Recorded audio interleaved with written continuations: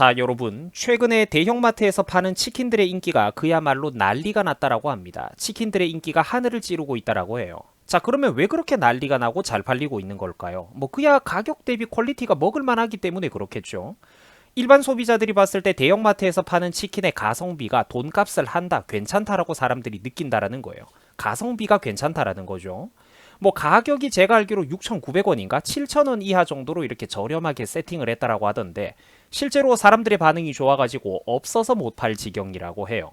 자, 그러면은 제가 이번에는 질문을 조금 바꿔볼게요. 아까 맥락하고는 또 다른 개념인데, 그래, 대형마트 치킨이 저렴하고 값이 싸다는 건 알겠어. 그런데 고작 이 치킨 한 마리에 사람들이 왜 이렇게 난리가 나고 있는 걸까요? 그거는 당연히 역설적으로 기존의 배달 프랜차이즈 치킨 값이 너무 비쌌기 때문입니다. 자, 물론 이 치킨 값에 대한 생각은 여러분들마다 상대적일 거라고 생각을 해요. 자, 그런데 어쨌든 기존의 프랜차이즈 치킨 값이 너무 비싸고 가성비가 떨어진다라고 느낀 사람들이 많았다라는 거죠. 대한민국 한켠에는. 그리고 이런 생각에 공감대를 형성하는 소비자들 집단이 굉장히 크고 많다라는 거예요. 그러니까 마트 치킨 한 방에 지금 이렇게까지 온라인 커뮤니티가 난리가 나고 있다라는 그런 얘기입니다. 안 그럼 이게 난리가 날 이유가 없었겠죠. 기존 치킨 값이 비싸다고 공감대를 형성하는 군중들의 규모가 작았다면 마트 치킨이 난리 날 이유도 없었을 거라는 거예요. 흔히 우리나라 사람들을 치킨의 민족이라 그러고 치킨이 국민 간식이라고 하는데 그만큼 이 치킨 물가에 지금 민감하게 그리고 부정적으로 반응하고 있는 국민들이 많다라는 거를 오늘 제가 얘기를 하는 겁니다. 자, 참고로 약 10년 전에 인터넷에 유명했던 것 중에 하나로 롯데마트에서 파는 통큰 치킨이라는 게 있었어요. 당시 통큰 치킨은 한 마리당 5,000원 정도의 가격으로 시중의 다른 치킨에 비해서 그때 당시에도 훨씬 더 이렇게 저렴했기 때문에 인기도 많았고 온라인 여론에서도 사람들의 반응이 매우 매우 좋았습니다. 자, 그런데 자영업자들을 앞세운 치킨 프랜차이즈 업계들이 반발하면서 이게 정치사회적인 공론으로 엉뚱하게 옮겨가게 되었어요. 주제가 자영업자들이 다 죽게 생겼다. 대기업들은 이런 나쁜 영업을 중단해라. 마트 치킨을 중단해라. 이렇게 해가지고 결국 통큰 치킨이 사라지고 말았습니다. 자, 실제로 우리나라에서 예전에 이런 일이 있었고 저는 그때 당시에도 이 문제를 둘러싸고 벌어졌던 여러 가지 갑론을박과 정치권의 해프닝에 대해서도 지금도 정확하게 생생하게 기억을 하고 있는 사람입니다. 물론 저는 그때 당시에도 우리나라 정치권을 향해서 바른말과 올바른 목소리, 우파 철학이라든지 정체성에 대해서 계속해서 목소리를 들려주던 사람이었죠. 자, 그런데 어쨌든 여러분들 한번 두고 보세요. 이번에는 몇몇 대형마트를 필두로 진행되는 이 치킨 사업들 있잖아요. 이번에는 이것들 쉽게 안 없어질 겁니다. 일반 대중들, 소비자들의 온라인 여론이 훨씬 더 좋을 거예요. 그리고 팬덤이 훨씬 더 거대하게 형성이 될 겁니다. 이게 예전처럼 몇몇 외부의 그런 이권단체들의 목소리로 인해서 없어질 위기에 처하면은 사람들이 가만히 안 있을 거예요. 나는 그 민심이 보인다니까? 여러분, 치킨 값이 비싸다 싸다라는 이 문제가 나오면은 사람들이 종종 핀트를 제대로 못 잡고 엇나가는 분들이 있더라고요.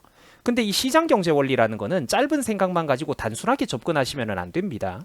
이 세상에 있는 대부분의 물건과 서비스에는 대체제라는 게 정상적으로 있어야 가격의 정상화가 이루어지는 겁니다. 자, 비싸면은 사 먹지 마라. 물론 좋은 말인데 이거는 그렇게 단순 무식하게 떠들 수 있는 문제가 아니라는 거예요. 정상적으로 경쟁이 있어야 소비자들이 선택을 할 수가 있고 합리적인 가격이라든지 시장 경제의 순기능이 그때 비로소 활성화가 된다라는 겁니다. 자, 이야기를 좀 더 해보도록 할게요. 요즘 이 대형마트 치킨 문제와 관련해 가지고 이제 이런 시비들이 많이 나옵니다. 이거는 미끼 상품이다. 손해를 보고 미치고 대기업이 파는 거다. 육개의 상태, 그러니까 생닭의 상태가 안 좋거나 냉동닭을 쓴다든지 품질이 저질일 것이다. 이런 삐딱하게 보는 사람들이 많아요. 자, 그런데 대한민국의 치킨값에 관한 어떤 논쟁, 비싸다, 싸다, 품질이 저질이다, 이런 것들, 이 수많은 사람들의 시시비비가 끊이질 않고 있는데 이런 것들은 이 문제의 본질을 전혀 제대로 이해하지 못하고 있는 전혀 엉뚱한 데 초점을 맞추고 있다고 생각이 들어요. 자, 일단 대형마트 치킨의 품질이 나쁠 것이다, 혹은 손해보고 판다는 주장에 대해서 제가 이제 그러니까 대형마트 직원들이 반박글을 올려놓은 거를 예로 한번 설명을 좀 들려드리려고 합니다. 근데 굳이 이런 사람들의 글이 아니라고 해도 저는 이 부분에 대해서 충분히 깊게 알고 있던 내용이고 또 이것과 비슷한 내용이 전국의 여러 업체, 여러 지점의 직원들을 통해서 교차 중복이 가능한 부분들이기 때문에 받아들이는 거는 여러분들의 자유라고 해도 각자 이거를 좀 깊이, 그러니까 귀를 열고 들어보셨으면 좋겠습니다. 자, 내용을 읽어드릴게요. 자, 제가 홈플러스 직원인데요. 더 좋은 기름은 아니고 다들 똑같이 백설, 시중에 팔리는 그런 백설 식용유 같은 거를 사용을 합니다. 산도를 측정해가지고 제때 기름도 교체를 합니다. 직원이다 보니까 우리는 기름 아낀다고 뭐 한 번 쓴 기름을 오래 더 쓰고 그러지는 않습니다. 자, 그리고 홈플 닭도 냉동이 아닌 냉장 유통이 유통되는 정상적인 생닭입니다.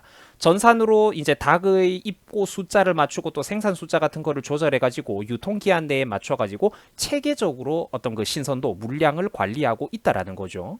그리고 또 직원들이 닭 튀긴다고 고생도 많이 합니다. 뭐 이런 얘기도 하네요. 자, 그리고 이런 부분도 있습니다. 그리고 미끼 상품이라고 싸게 파는 것 아닙니다. 그 가격에 팔아도 여기서는 마진이 나옵니다. 장사하는 회사가 손해보고 파는 그런 거 없습니다라는 중요한 말을 해요. 자, 홈플 치킨이 싱겁다고 하시는 분들이 있던데 닭의 염지 제대로 다 하고 있습니다. 예전에는 임팩트가 있어야 된다고 짜거나 매운맛에 좀 신경을 썼었는데 이제는 사람들이 너무 짜다고 해가지고 염도를 낮추고 있습니다. 이런 얘기도 있고, 뭐 추가로 이제 닭이 이상한 출처, 그러니까 닭이 이상한 출처 모르는 닭이 아니냐고 하는 분들이 있는데 여러분들이 다 알고 있는 그 회사 거를 사용을 합니다. 하림 닭고기 같은 거를 이제 얘기를 하는 거예요. 뭐 이제 이런 식으로 내용들이 끝을 맺고 있습니다. 자, 여러분, 그러면 대형마트의 치킨은 왜 가격이 저렴하고 그 가격에 팔아도 남고 이윤이 남고 경쟁력이 뛰어날 수가 있는 걸까요? 뭐 별거 없습니다. 뭐 물론 처음부터 대규모로 안정적으로 물량을 팔아주니까 닭고기 공급업자들과 계약을 할 때 한 마리당 가격을 조금 더 싸게 들여올 수 있는 이런 부분들도 분명히 있겠죠. 그리고 자기들이 자체적인 판매 유통망을 가지고 있으니까 이 유통 마진과 중간 과정에 들어가는 비용 낭비를 최소화시킬 수가 있는 겁니다. 중간에서 떼먹는 놈들이 적다라는 거예요. 그리고 앞서 얘기가 나왔듯이 닭을 튀기는 사람들이 사장님이 아니고 홈플러스에 고용된 월급 받는 직원들이죠. 그러니까 얘네들은 아깝게 여기지 않고 산도 측정기로 기름의 산화도 정도를 측정해가면서 기름이 더러워진다 싶으면, 규정을 벗어난다 싶으면 제때제때 갈아주는 식으로 기름 관리도 오히려 더 잘할 수가 있는 위생적인 부분이 있다라는 겁니다. 그럼 맛과 퀄리티와 향기가 괜찮아지겠죠. 그리고 또한 기존에 우리나라 홈플러스나 이마트 같은 대형마트에서 튀김이나 음식이 없었던 게 아니에요. 원래 비슷한 것들을 사실 팔고 있었고 치킨도 사실은 다 팔고 있었죠. 어차피 그러니까 기존에 있던 공간과 조리시설에서 후라이드 치킨 메뉴 같은 거 한두 개를 추가한다고 해서 뭐 특별히 월세나 각종 경영 비용의 부담이 그렇게 크게 늘어나지가 않는다라는 겁니다. 그러니까 저렴한 가격에 얘들은 닭을 팔 수가 있는 거예요. 자, 그리고 여러분들, 저게 바로 그런 것들, 저런 것들이 가격을 맞출 수 있는 게 바로 그 기업, 그 공급업자, 그 사람의 경쟁력이라는 거예요. 시장 경제의 경쟁력이라는 거죠. 예를 들면 여러분들, 미국의 유명한 그런 창고형 대형 할인마트인 코스트코 같은 브랜드를 한번 생각을 해보세요. 코스트코에 가면은 뭐 물론 물가도 싸고 대규모 독용 포장이 유명하지만 아이덴티티, 정체성과도 같은 식품이 있죠. 바로 핫도그나 대형 피자 같은 것들입니다. 이 코스트코 피자, 코스트코 핫도그, 뭐 그렇게 고퀄리티일지 아닐지는 몰라도 가성비 측면에서, 이 양의 측면에서는 굉장히 유명합니다. 그러니까 이런 것들이 유명하듯이 대형마트에서 마진을 최소화하거나 설령 자기들 능력껏 미치고 판다고 한들 그거는 판매자의 마음이고 그 기업의 어떤 홍보 수단, 아이덴티티라는 거예요. 그러니까 대표적인 그 메뉴, 그 음식이 자기들의 정체성이 된다라는 거죠. 그러니까 이걸 팔고 안 팔고는 판매자의 마음이라는 거예요. 남들이 그걸 가지고 정당하다, 부당하다, 남이 저렴하게 공급하겠다는데 이걸 가지고 시비를 걸어서는 안 된다라는 겁니다. 그거를 선택할지 말지는 선택은 소비자들에게 맡겨야죠. 자, 여러분, 그러면 반대로, 그러면 프랜차이즈 치킨의 문제점은 뭘까요? 이거는 사실 일반 가맹점주 선생님들은 조금 억울한 부분이 있을 것도 같습니다. 가격 정책은 그러니까 가맹점주 자영업자들이 결정하는 게 아니라 메뉴 가격은 본사가 결정하는 거죠. 특히 유명한 대형업체들 같은 경우에, 물론 저도 배달치킨을 좋아하고 치킨 정말로 좋아하는, 많이 먹는 사람이지만, 이 몇몇 유명한 대형업체들 같은 경우에는 안타깝게도 본사가 가맹점주들을 상대로 과도한 중간 마진을 남겨 먹는 게 또 특히 많은 문제가 되고 있습니다. 그러니까 제가 실제로 닭 장사를 하는 친구들하고도 얘기를 해보면은 생닭값이라든지 뭐 양념 소스, 물엿, 뭐 식용유 이런 것들 공급 가격이 있죠. 가맹점 지점들을 상대로 그러니까 비싸게 공급이 된다라는 거예요. 그러니까 우리가 상식적으로 생각을 해보면은 가맹점 지점들을 상대로는 그래도 개인보다는 물량을 훨씬 더 많이 소화하는 사람들이죠. 일반 가정집보다는 그런 가맹점주들이 훨씬 식용유나 고기를 많이 쓰는 사람들이잖아. 그러니까 안정적인 양이 좀 고정적으로 대량으로 팔리니까 당연히 시가보다 이 프랜차이즈 치킨 업체들이 자신들의 어떤 전문성으로 더 저렴하게 이런 식료품을 공급을 해주거나 재료를 최소한 비슷하게라도 공급을 해야 그게 정상인데, 이상하게 오히려 시중 대형마트 같은 데서 우리 같은 개인이 자기가 필요한 소용량을 구매하는 것보다 오히려 더 비싸게 이런 식재료들, 식품들이 공급되는 경우가 수두룩하다라는 거예요. 본사가 가맹점주들에게 비싸게 판다라는 거야. 당연히 이런 식이 되면은 중간중간 식재료 하나하나 늘어날 때마다 가격이 눈덩이처럼 불어나게 되는 겁니다. 콜라 값도 비싸, 무 값도 비싸, 식용유도 비싸, 생닭값도 더 비싸. 당연히 가격이 눈덩이처럼 불어나겠죠. 이게 그러니까 치킨 업체뿐만 아니라 뭐 유명했던 피자 프랜차이즈에서도 치즈 값이 시중에서 개인이 똑같은 치즈 1kg을 개인이 사는 것보다 피자 가맹점이 훨씬 더 비싼 값에 본사의 치즈를 억지로 사줘야 되는 이런 경우가 의외로 수두룩했어요. 이런 문제가 우리나라에서 되게 유명하고 지금 수십 년째 이런 문제가 지금 끊이지 않고 있거든요. 그래서 제가 말하는 게 뭐냐면은 지금 한국은 시장 경제 원리가 굉장히 심각하게 왜곡되어 있는 경우가 많다라는 겁니다. 그러니까 이게 제가 보면은 좀 안타까운 게 가끔 어설프게 주먹구구식으로 쌓인 이 어설픈 경제 지식을 가지고 쿨병에 걸려가지고 논점이 안 맞는 말을 되게 자신감 있게 이렇게 표현하는 분들이 있어요. 야, 비싸면 네가 안 사 먹으면 된다. 결국 이 세상에 비싸다라는 거는 사실 없는 거다. 네 마인드가 문제다. 이런 논리를 펴는 분들이 의외로 되게 많은데, 그러니까 여러분들 그거는 그 분야, 그 종목의 시장 경제 원리가 정상적으로 작동될 때 할 수 있는 얘기여야 한다는 겁니다. 이 지금 제가 뭐 되게 중요한 빈트를 지금 찝어주고 있잖아요. 그죠? 예를 들면 여러분들 컴퓨터 CPU 칩을 제가 한번 예로 들어 볼게요. 인텔은 오랫동안 전 세계 CPU 시장을 선도해왔던 1등 기업이었습니다. 대단한 공룡 반도체 기업이죠. 그리고 2등이지만 덩치 차이가 많이 났던 AMD라는 회사는 한때 부도 직전의 위기까지 내몰리면서 주저앉아 있던 시절이 있었어요. 이때 1등 기업이었던 인텔이 무슨 행동을 했냐면 이 컴퓨터 부품 시장에서 부렸던 횡포가 어마어마하게 컸다라는 겁니다. 물론 제가 뭐 특정 기업을 응원하고 이런 게 아니라 저는 두 기업이 서로 끝까지 경쟁을 하기를 바라는 사람이에요. 저도 예전에는 인텔 CPU 많이 썼습니다. 인텔 전성기 시절에. 반대로 AMD는 능력이 부족하던 시절에. 물론 저도 좋아하는 기업이었지만 그때는 치가 떨렸다라는 거예요.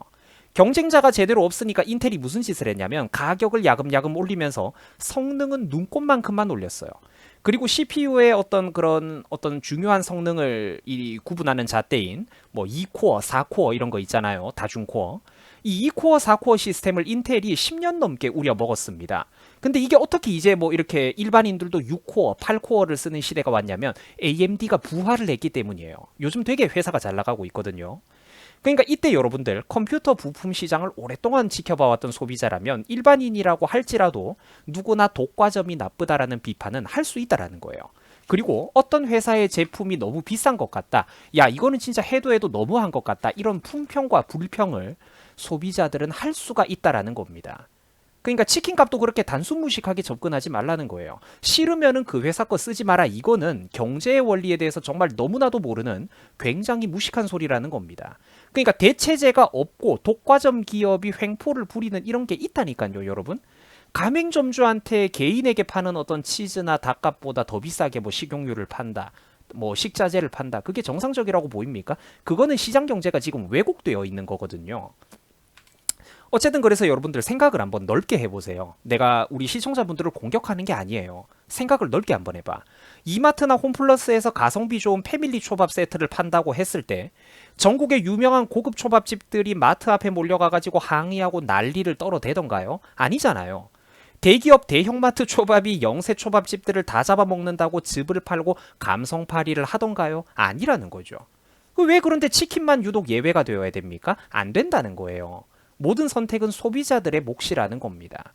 프랜차이즈 치킨을 먹고 싶은 사람은 프랜차이즈 거를 먹고 대형마트 치킨을 먹을 사람은 대형마트 치킨을 먹으면 되는 거예요.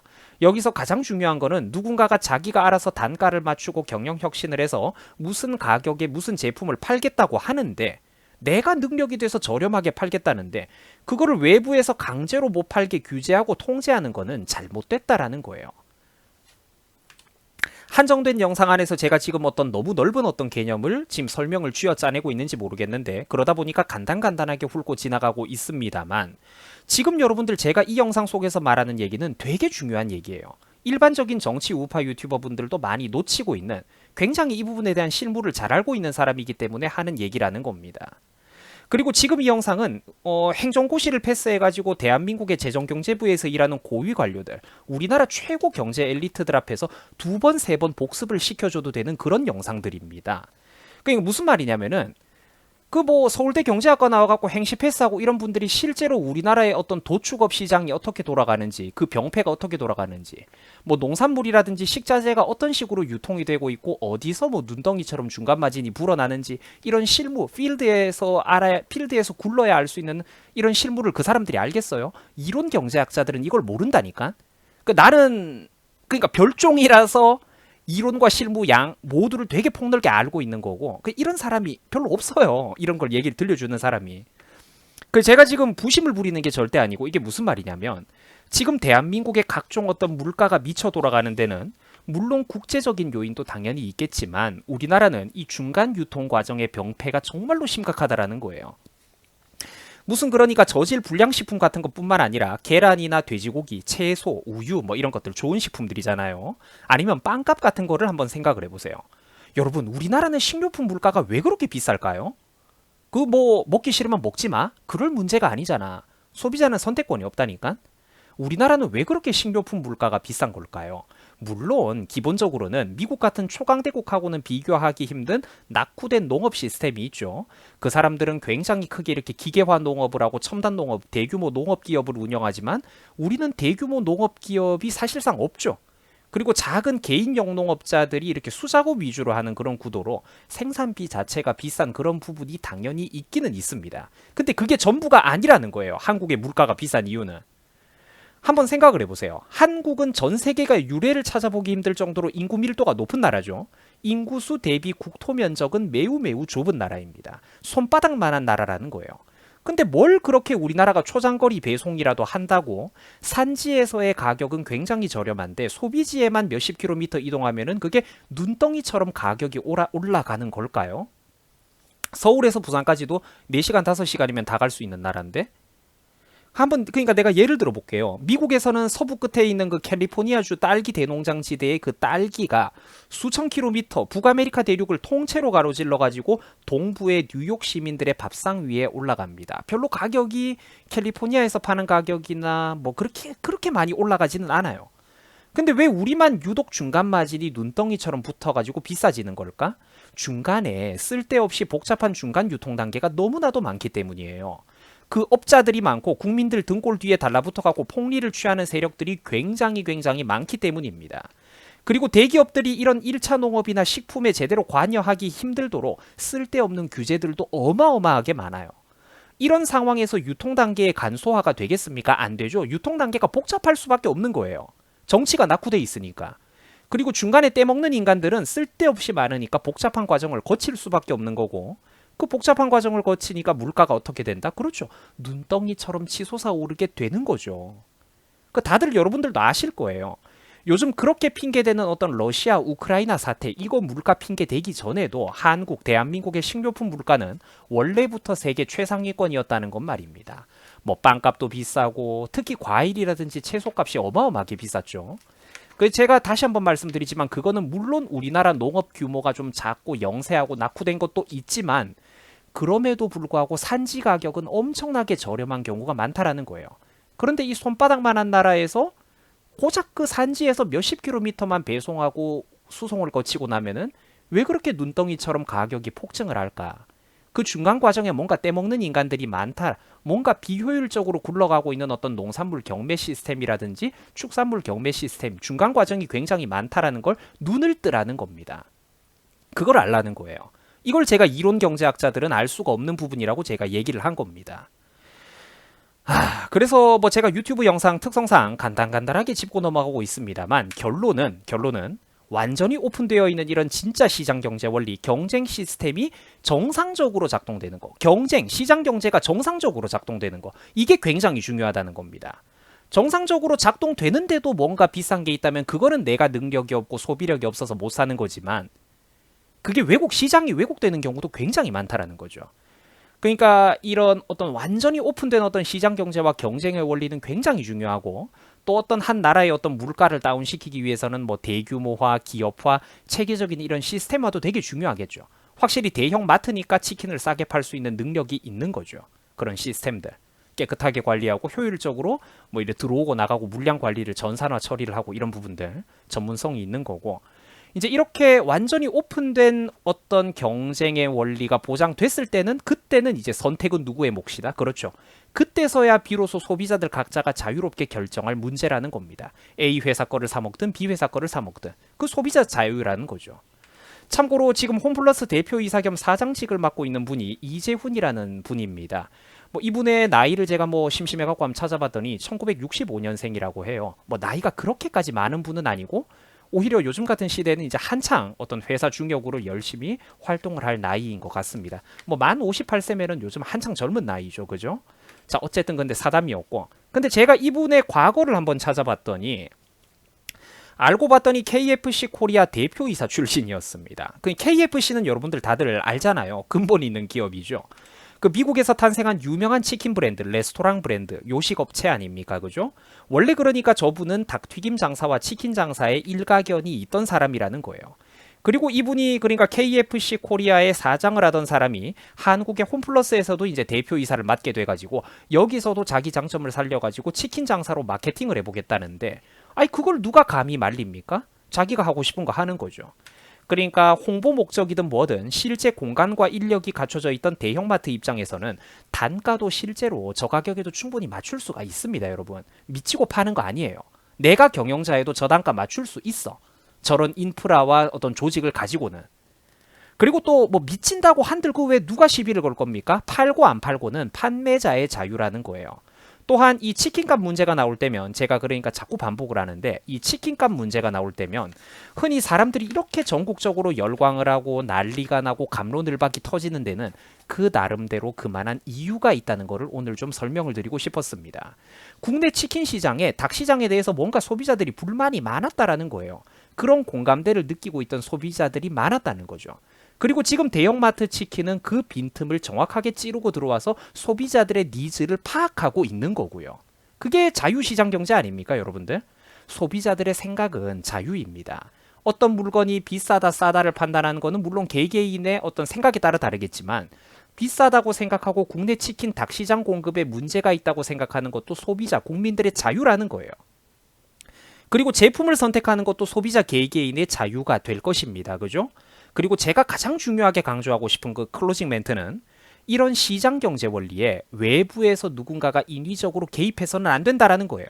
또 무슨 정치적인 논리로 사회적인 논리를 내세워가면서 누군가가 만약에 최악의 경우 정부 공권력이 정치권이 강제로 개입을 한다. 안 된다는 거죠.